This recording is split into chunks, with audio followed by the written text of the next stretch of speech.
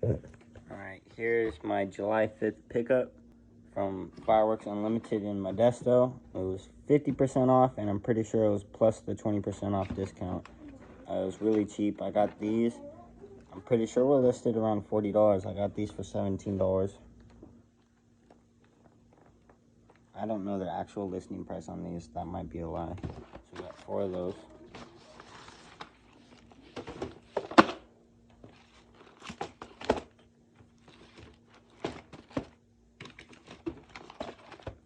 We got 4 of the World's Strongest Fountain. I got this around $15. They had them listed around $33, $35. World Class. Got 4 of those. Don't know the price I got these at. I'm pretty sure it was 50% off. The Red, White, and Blue Smokes by DFS. 2 packs of those. Then we got 1, 2, 3, 4, 5, 6, 7. 7 Painted Deserts. Got these for around $5. They had them listed for $16. Really good deal on those. $5 off the board. Then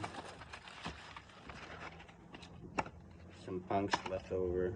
Crackling Whip gave me these for free. He gave me these 2 for free.